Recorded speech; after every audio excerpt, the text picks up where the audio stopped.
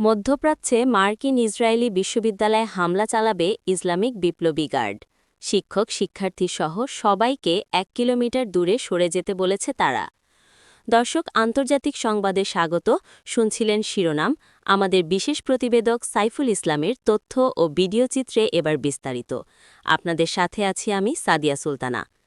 ইরানের দুটি বিশ্ববিদ্যালয় লক্ষ্য করে হামলা চালিয়েছে দখলদার ইসরায়েল ও যুক্তরাষ্ট্র।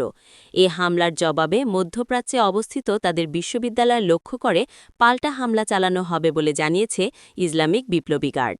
এর অংশ হিসেবে ক্যাম্পাস থেকে শিক্ষক শিক্ষার্থী সহ সবাইকে ১ কিলোমিটার দূরে সরে যেতে বলেছে তারা। তবে শিক্ষা প্রতিষ্ঠানে হামলা চালানোর আগে যুক্তরাষ্ট্রকে একটি সুযোগ দিচ্ছে বিপ্লবী গার্ড। তারা বলেছে, যদি মার্কিনিরা ইরানের বিশ্ববিদ্যালয়ে হামলার জন্য ৩০ মার্চের মধ্যে আনুষ্ঠানিকভাবে নিন্দা জানায়, তাহলে তারা আক্রমণ থেকে বিরত থাকবে। বিপ্লবী গার্ড হুঁশিয়ারি দিয়ে বলেছে, যদি আগামী ৩০ মার্চের মধ্যে যুক্তরাষ্ট্র নিন্দা না জানায়, তাহলে হামলার পরিধি ইসরায়েল ও যুক্তরাষ্ট্রের শুধুমাত্র দুটি শিক্ষা প্রতিষ্ঠানে সীমাবদ্ধ থাকবে না, আরও বেশি প্রতিষ্ঠান টার্গেট করা হবে।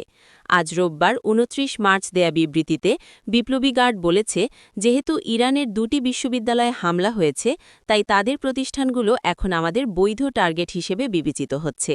আমাদের তেহরানের বিজ্ঞান ও প্রযুক্তি বিশ্ববিদ্যালয়ে হামলা চালানো হয়েছে।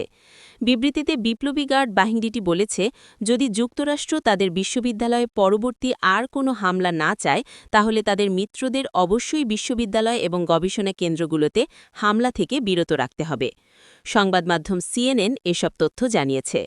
দর্শক, দেশ ও বিদেশের সর্বশেষ সংবাদ জানতে লাইক, কমেন্ট ও শেয়ার দিয়ে দৈনিক কালের স্রোতের ফেসবুক পেজ ও ইউটিউব চ্যানেল সাবস্ক্রাইব করে সঙ্গে থাকুন।